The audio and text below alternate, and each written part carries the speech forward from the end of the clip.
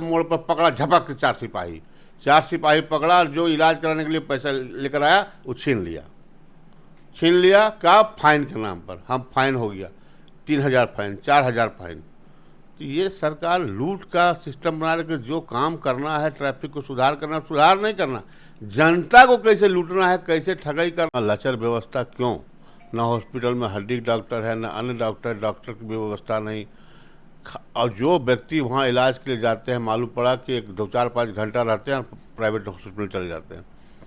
आज देख रहे हैं वहाँ दलाल लगातार वहाँ घेरे रहते हैं और पेशेंट को परेशान कर देते हैं और वो अपने प्राइवेट में जाते। तो सरकार की व्यवस्था का ढंग अगर सुंदर होता और सारी व्यवस्था सरकारी हॉस्पिटल में होती, क्यों प्राइवेट हॉस्पिटल में जाती?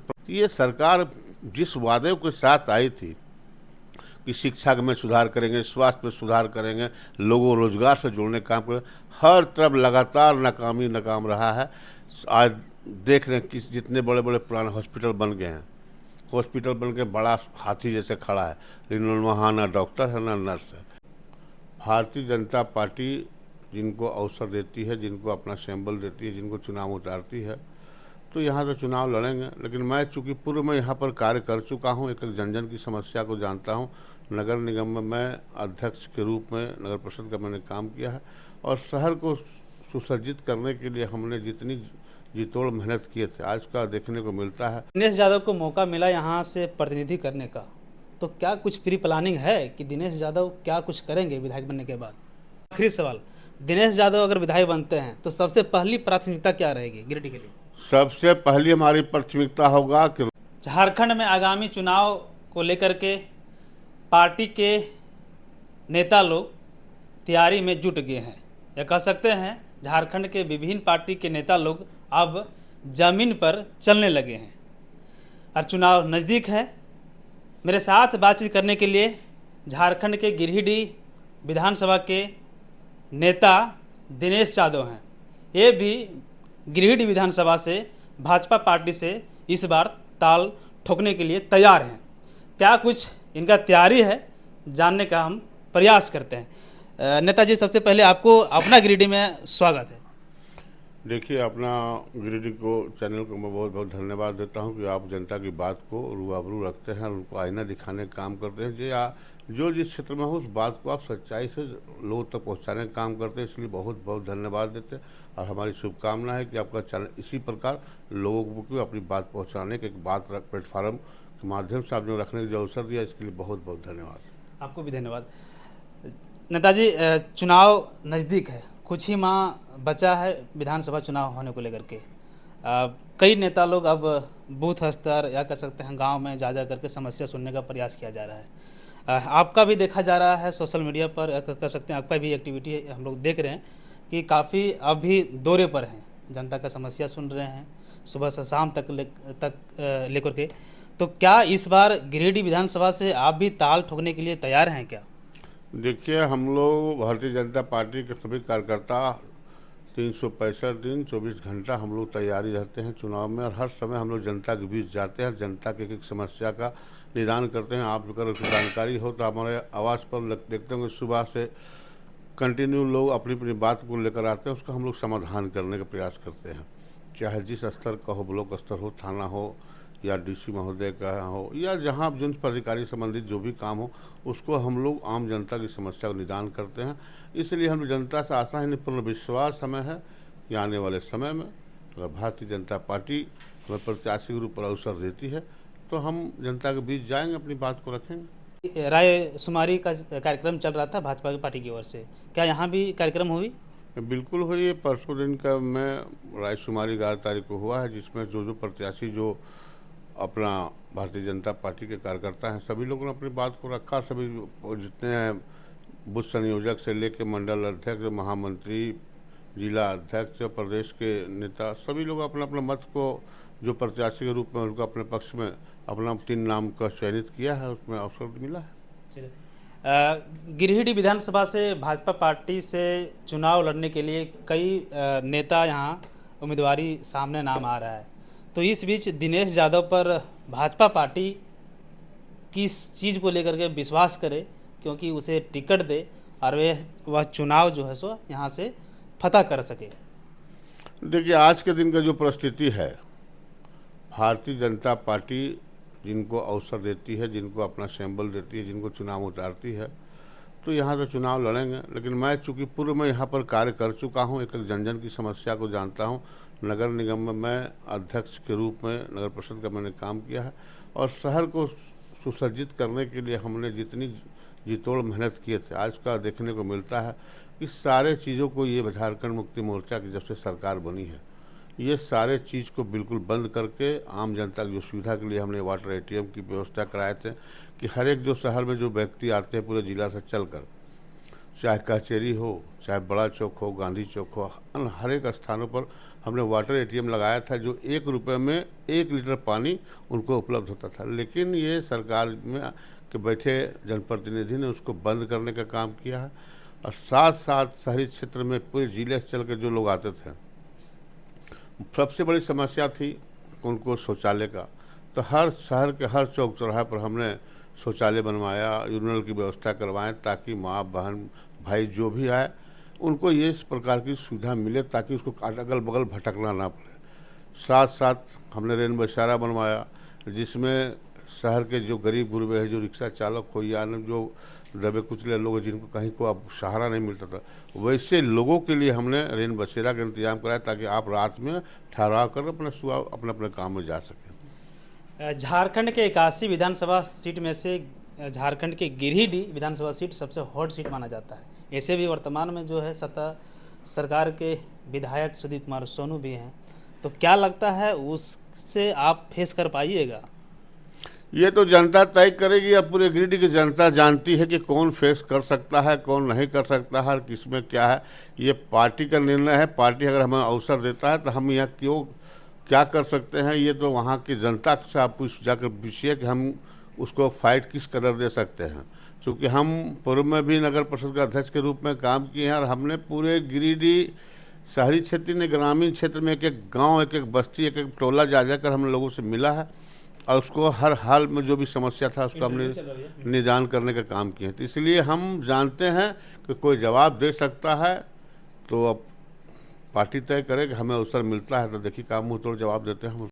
दिनेश यादव पर अगर भारतीय जनता पार्टी विश्वास करती है, तो दिनेश यादव आम जनता जो जिससे हमें वोट आप प्राप्त कीजिएगा, उसे आप यकीन कैसे दिला सकते हैं कि आप अगर विधायक बनते हैं तो आप अच्छी काम कीजिएगा, या उसे जो ज़रूरत है उसे आप लाभ दिलाइएगा या व्यवस्था कीजिएगा? ये यकीन कैसे किया जाए? क्योंकि जब नेता आते हैं तो चुनाव के समय में, तो वे नेता नहीं, वो कहते हैं घर का हम बेटा हैं, यहाँ का बेटा हैं, और जब चुनाव जीतते हैं तो ये सब सारी चीज़ें भूल जाते हैं। तो ये दिनेश यादव पर कैसे यकीन किया जाए?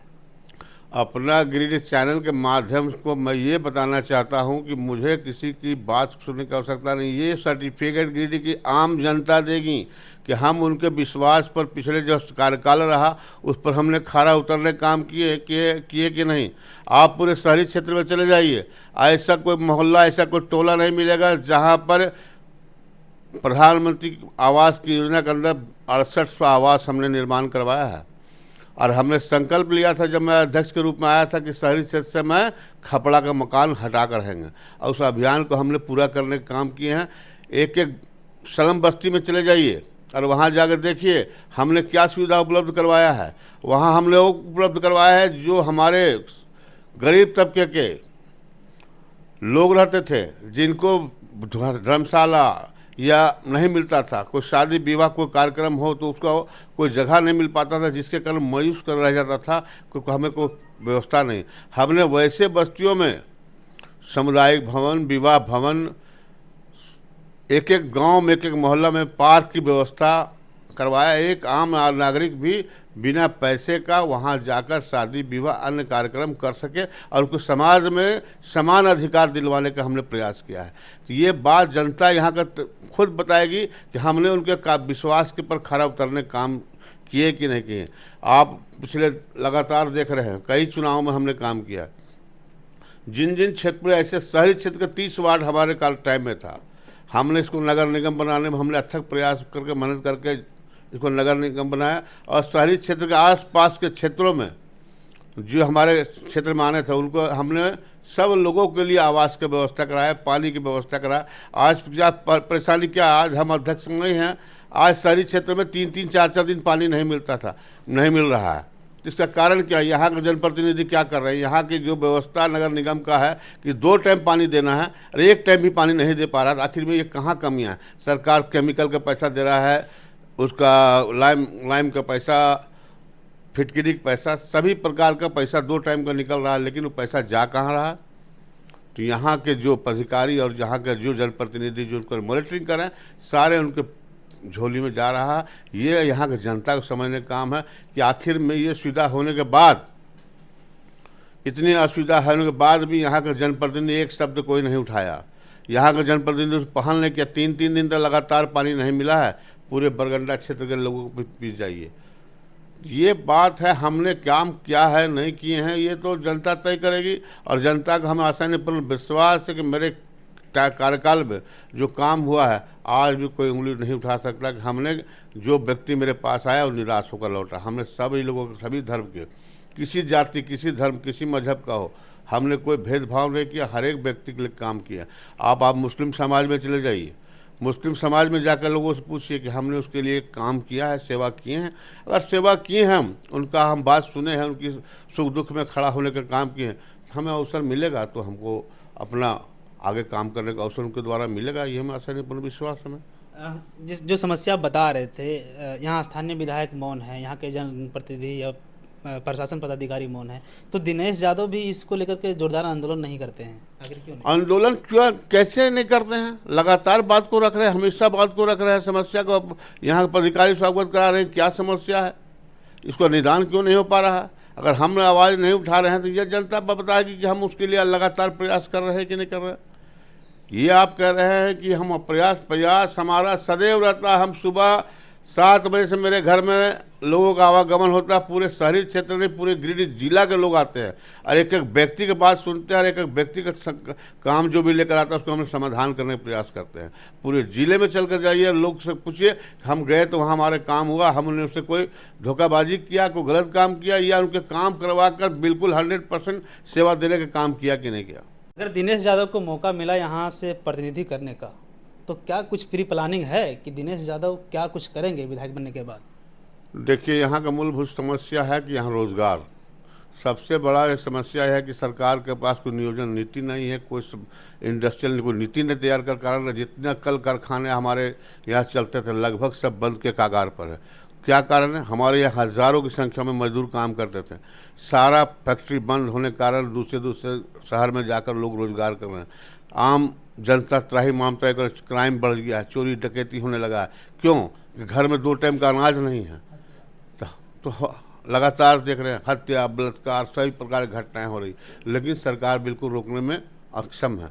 अगर अवसर मिला तो देखिएगा इसी प्रशासन, इसी लोगों के बीच काम करके मैं बताऊंगा कि कैसे प्रशासन से लोगों को सेवा लिया जा सकता है। अभी सत्ता के विधायक हैं, सत्ता सरकार के विधायक हैं, आपके अनुसार क्या लगता है कि गिरिडीह में कुछ और होना चाहिए जो नहीं हो पाया? सबसे बड़ी समस्या हमारे शहर और पूरे जिला का है स्वास्थ्य संबंधित। आज गिरिडीह हॉस्पिटल की ये परिस्थिति है कि कोई बड़ी बीमारी लेकर यहाँ चले जाए या छोटी छोटी बीमारी लेकर, यहाँ पर सिर्फ रेफर के सिवा दूसरा कुछ व्यवस्था नहीं है। हम कहते राज्य सरकार को क्या इतनी बड़ी स्वास्थ्य में फंड आने के बाद भी यहाँ इतना लचर व्यवस्था क्यों? ना हॉस्पिटल में हड्डी डॉक्टर है, ना अन्य डॉक्टर की व्यवस्था नहीं। और जो व्यक्ति वहाँ इलाज के लिए जाते हैं, मालूम पड़ा कि 2-4-5 घंटा रहते हैं, प्राइवेट हॉस्पिटल चले जाते हैं। आज देख रहे हैं वहाँ दलाल लगातार वहाँ घेरे रहते हैं और पेशेंट को परेशान कर देते हैं और वो अपने प्राइवेट में जाते। तो सरकार की व्यवस्था का ढंग और सुंदर होता और सारी व्यवस्था सरकारी हॉस्पिटल में होती, क्यों प्राइवेट हॉस्पिटल में जाते? प्राइवेट हॉस्पिटल लगातार व्यापार करके उन्नति की ओर जा रही है। हमारी इतनी बड़ी स्ट्रक्चर, हम समझते हैं 500-700 करोड़ रुपए का इन्वेस्टमेंट सरकार का है, उसके बाद भी इतनी व्यवस्था रहने के बाद भी लोग यहाँ इलाज नहीं हो पा रहा है। तो ये सरकार की सबसे बड़ी नाकामी है कि स्वास्थ्य संबंधित, शिक्षा के संबंधित, शिक्षा में देख लिया जाए हमारे यहाँ 4000 स्कूल है और मात्र हमारे यहाँ शिक्षा टीचर कितने हैं? तो हर एक स्कूल में एवरेज में आएगा 2-3 टीचर है। 2-3 टीचर है, 600 बच्चा, 500 बच्चा, 400 बच्चा कैसे पढ़ा पाएंगे? उस पर भी खाना बनाना है, फलना करना है मास्टरों को, ये ऐसी प्रकार की व्यवस्था है। तो ये सरकार जिस वादे के साथ आई थी कि शिक्षा में सुधार करेंगे, स्वास्थ्य में सुधार करेंगे, लोगों को रोजगार से जोड़ने का काम करेंगे, हर तरफ लगातार नाकाम रहा है। यातायात में देखिए, पूरे शहर में आप निकल जाइए, स्कूल कॉलेज जाने के समय बच्चे बच्चियां लगातार परेशान हैं। इतनी ट्रैफिक की व्यवस्था है, खराब है कि आप निकलिएगा घर से, बड़ा 2 किलोमीटर की यात्रा करने में 1.5 घंटा 2 घंटा लग जा रहा है। कोई व्यवस्था नहीं ट्रैफिक का है। क्यों व्यवस्था नहीं है? खाली ट्रैफिक व्यवस्था के नाम पर क्या है? पैसा उगाही। जो नौजवान हमारी बच्चे भाई बहन जो स्कूल कॉलेज जा रहे हैं, पुलिस पकड़ के 500 फाइन, 1000 फाइन।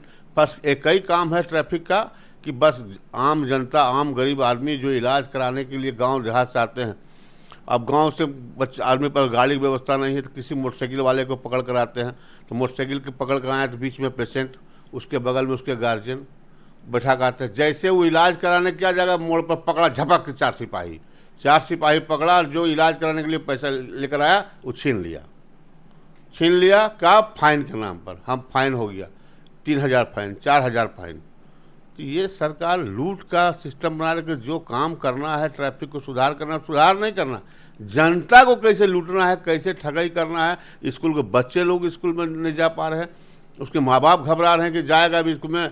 अब स्कूल जा रहा है, एक बार बोलेगा हेलमेट नहीं है, एक बार बोलेगा कागजे नहीं है, फलने नहीं है, ढकने नहीं, ये सब करके खाली ठगने का प्रयास किया जा रहा है। इससे सरकार से आम जनता के साथ साथ बच्चे, यहाँ के नौजवान सब तंग आ चुके हैं। इस समय आपने कहा था मैं सरकार बनने के बाद पहली काम ये करूँगा कि 72,000 हर परिवार को देने काम करूँगा। आपने देने काम किया?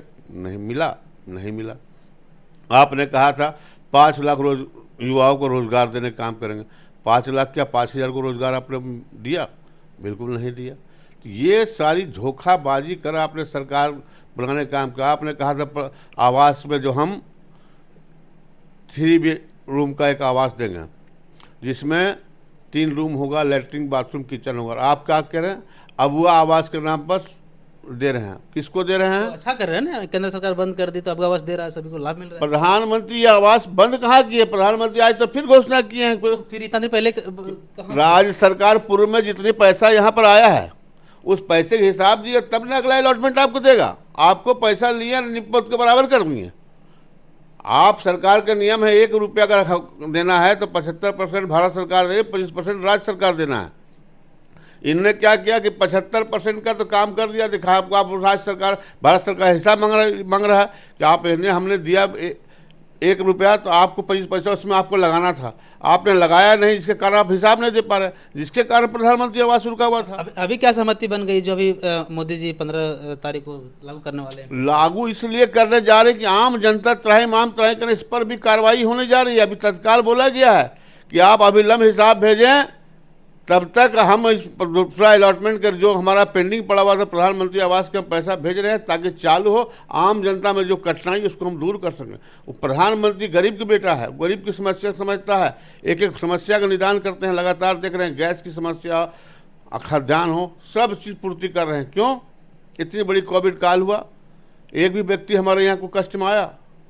महिलाओं के लिए 500 रुपये उनके अकाउंट में आया, हर एक व्यक्ति को 5 केजी अनाज उपलब्ध करवाया गया। ये प्रधानमंत्री हमारे देश के ऐसे व्यक्ति आज हैं जो हर व्यक्ति का समस्या का निदान जानते हैं और कैसे उसको रक्षा करें। आखिरी सवाल, दिनेश यादव अगर विधायक बनते हैं तो सबसे पहली प्राथमिकता क्या रहेगी गिरिडीह के लिए?